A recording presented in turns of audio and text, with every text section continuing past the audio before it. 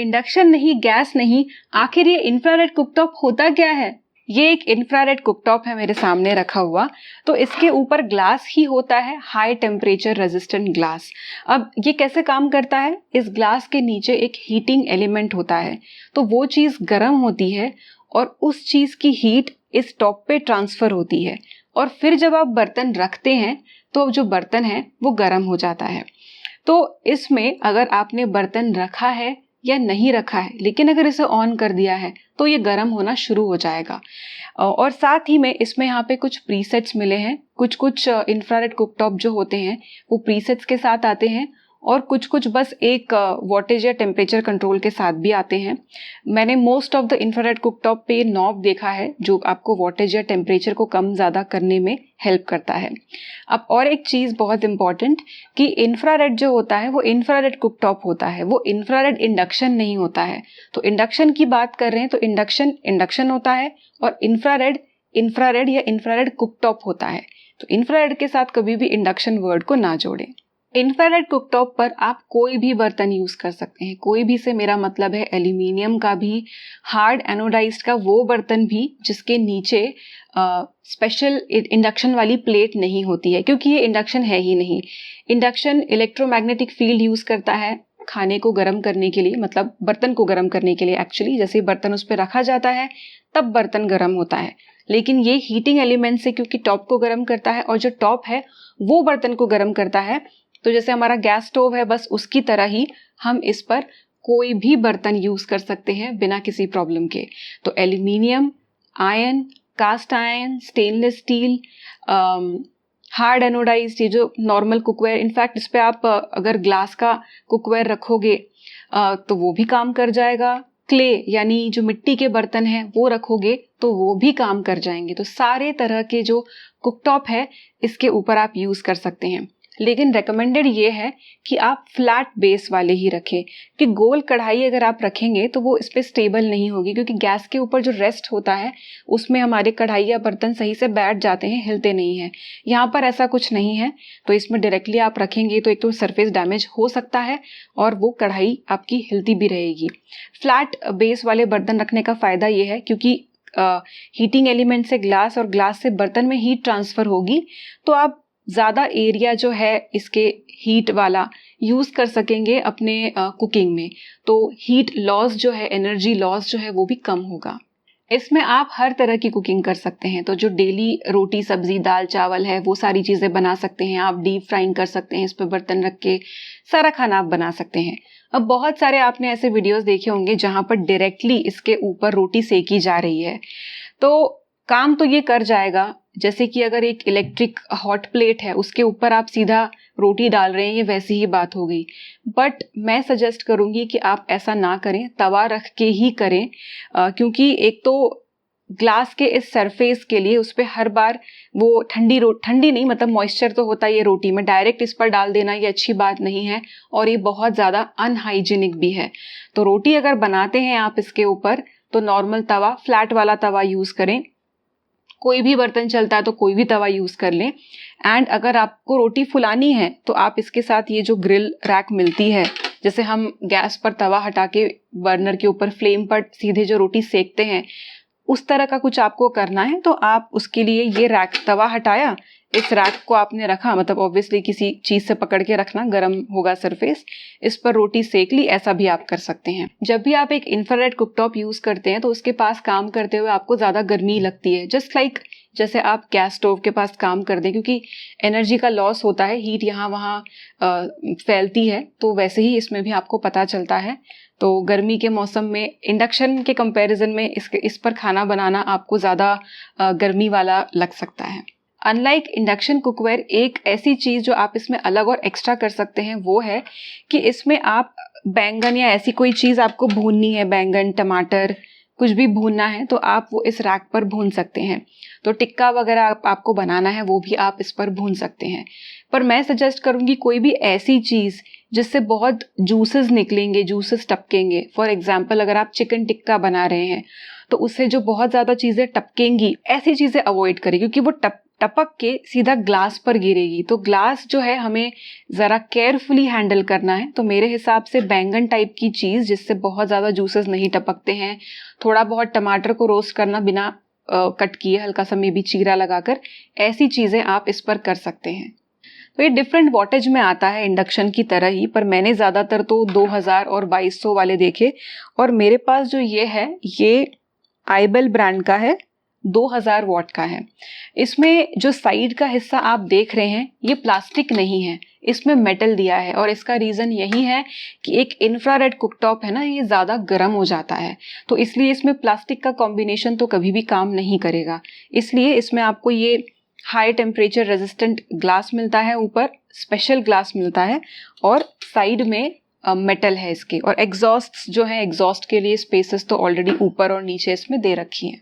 अब electricity consumption की बात करते हैं। तो induction as well as infrared cooktop दोनों इलेक्ट्रिसिटी पर चलते हैं, लेकिन इसमें ज़्यादा बिल आने के चांसेस है। रीज़न आपको मैं बताती हूँ। फॉर एग्जांपल अब आप बोलते हैं कि इंडक्शन भी 2000 वॉट का है और ये भी 2000 वॉट का है, तो वॉटेज अगर सेम है, तो अगर 1000 वॉट पर 1 घंटा आप चला रहे हैं आपके इस कुकटॉप को, तो 1 यूनिट बिल आना चाहिए। तो इसका ज़्यादा और उसका कम, ऐसे कैसे?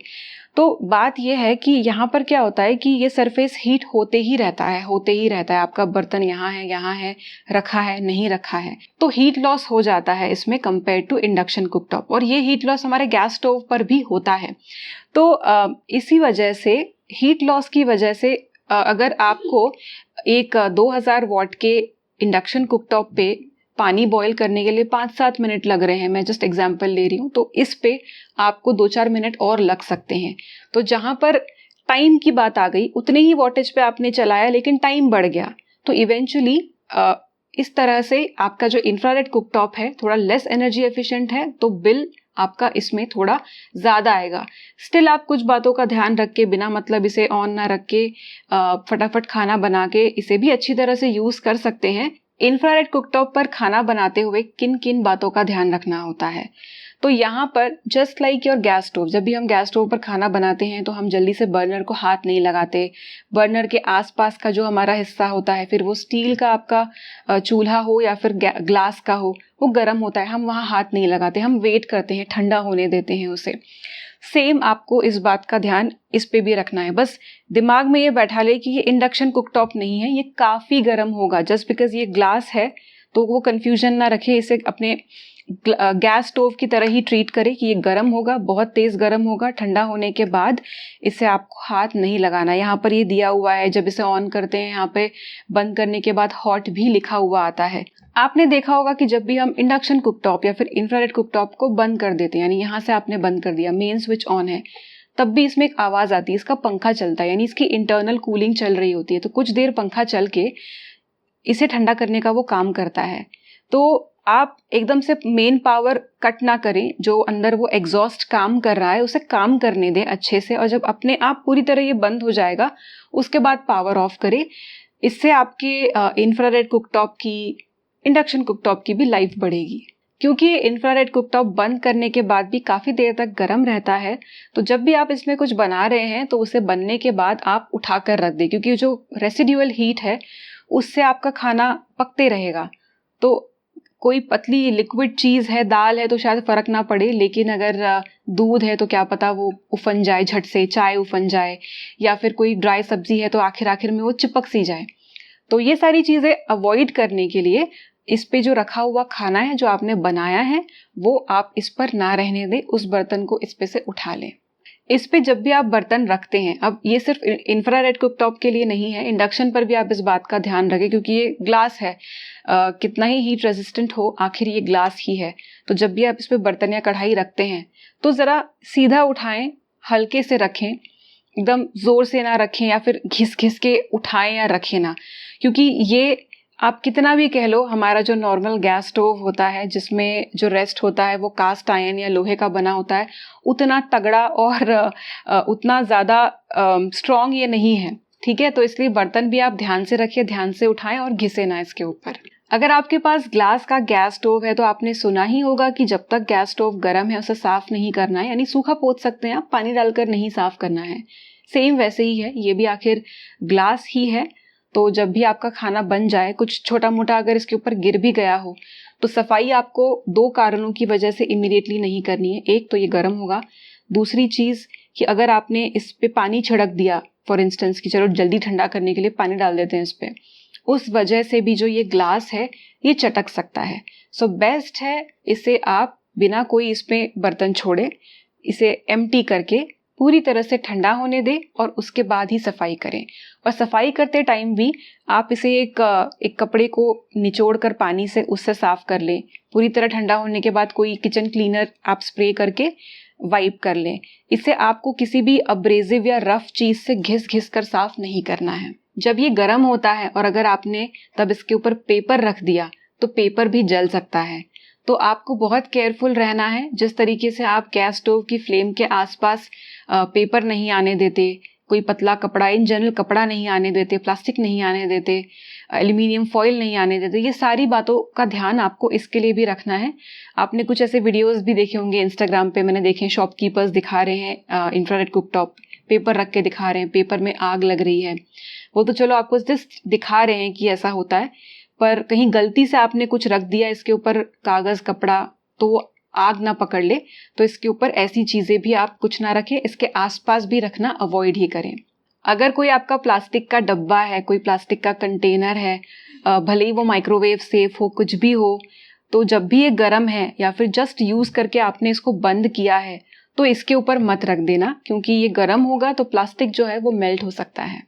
जब आप इसे नहीं यूज़ कर रहे हैं तो ऐसे ही आप इसे ऑन ना छोड़ें, यानी बिना कोई बर्तन रखे या फिर बिना कोई एक्चुअल कुकिंग करते हुए आप इसे ही ऑन ना छोड़ें। और जब भी आप इसे ऑन करते हैं तो सीधे इसको, अगर 2000 वॉट का है तो सीधे 2000 पे, 1800 पे, एकदम हाई वॉटेज पे ना ले जाएं।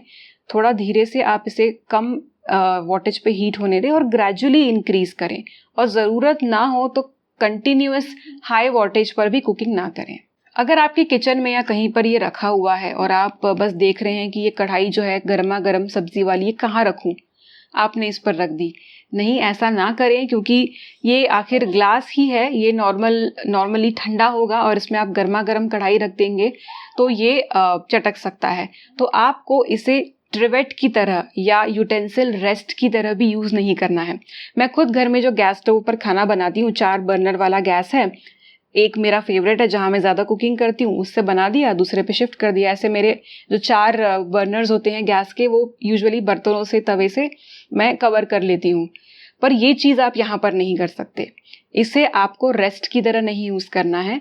और दूसरी चीज़, मतलब इन शॉर्ट, जो टेम्परेचर शॉक हम बोलते हैं कि ये ठंडा है और इसमें एकदम गर्म बर्तन रख दिया, या फिर ये गर्म है और इस पर ठंडा बर्तन रख दिया, ऐसी चीज़ें आपको एकदम अवॉइड करनी है। अब ये जो चीज़ मैं बोल रही हूँ ना, ये मैंने अपने गैस स्टोव पर भी की है और मैं पछताई हूँ। मेरा ग्लास का गैस स्टोव है, मैंने एक वीडियो भी पोस्ट किया हुआ है इस पर डिटेल में कि कैसे मेरा किचन का ग्लास वाला गैस स्टोव एकदम से ग्लास उसका फट गया था, क्योंकि मैंने बाटी वाला जो गैस वाला तंदूर होता है वो उस पर रख दिया था।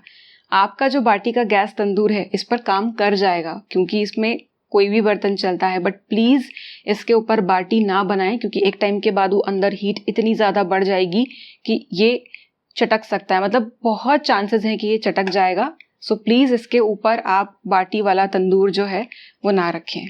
अब मैंने जो ये इंफ्रारेड कुकटॉप लिया है 2000 वॉट का, इसका 6 एम्पियर का प्लग है, बट आई वुड रिकमेंड कि आप इसे 16 एम्पियर वाले ही सॉकेट में लगाएं, भले ही वो 6 एम्पियर का आए आपको प्लग, या फिर 16 एम्पियर का, तो वो बेटर रहेगा। अब इसे आप कब खरीदें? सबसे पहला, एज बैकअप आप इसे रख सकते हैं। मतलब आपके घर में ऑलरेडी गैस स्टोव है, जहाँ पर अगर कभी सिलेंडर ख़त्म हो गया या गैस पाइपलाइन में कुछ इशू है, नहीं है गैस का सप्लाई, तब आप इसे यूज़ कर सकते हैं, यानी ओकेजनल यूज़। इसके अलावा बैचलर्स जिन्हें थोड़ा बहुत ही खाना बनाना है, बहुत कुकिंग नहीं करनी है, सिलेंडर वगैरह लेना, ये सब तामझाम नहीं करना है, पॉसिबल नहीं है, तब आप इसे ले सकते हैं। या फिर अगर आपके पास ढेर सारे बिना इंडक्शन कंपैटिबल वाले बर्तन हैं और आपको लग रहा है कि उन बर्तनों में इतना इन्वेस्ट करने से अच्छा आप ये खरीद लें एज अ बैकअप या फिर एज अ मेन कुकटॉप, तब आप ये खरीद सकते हैं। अगर मैं अपनी बात करूं तो मैं हमेशा इसे एज बैकअप ही देखूंगी। नॉर्मल तो मैं जितना हो सके अपना जो नॉर्मल गैस स्टोव होता है वही यूज़ करना प्रेफर करूंगी। जब मैंने इंडक्शन कुकटॉप पर वीडियो पोस्ट किया था तब मुझसे पूछा गया था इंफ्रारेड कुकटॉप के बारे में कि इसके बारे में भी बताएं। तो जिन लोगों को डाउट है इस कुकटॉप के बारे में, उनके साथ आप इस वीडियो को शेयर कर सकते हैं। एंड आई होप आपकी भी अगर कुछ क्वेरीज हो इससे रिलेटेड तो वो आज के वीडियो में मैंने आंसर की हो। फिर भी कुछ अगर आपकी और क्वेरीज हैं तो आप कमेंट करके मुझसे पूछ सकते हैं। इसी तरह से और भी बहुत सारे इंफ्रारेड कुकटॉप है। ये आईबेल ने मुझे स्पॉन्सर नहीं किया है, उस समय ये अवेलेबल था और सबसे अच्छी डील पर था, सस्ता था, तो मैंने ये वाला खरीदा। प्लस ये नोन ब्रांड भी है, वारंटी भी है इस पे, इसलिए मैंने ये ले लिया। तो ये और जो भी अच्छे ऑप्शंस हैं इनकी लिंक्स मैं आपको वीडियो के डिस्क्रिप्शन बॉक्स और पिन कमेंट में दे दूंगी। मिलते हैं अगले वीडियो में, तब तक के लिए बाय।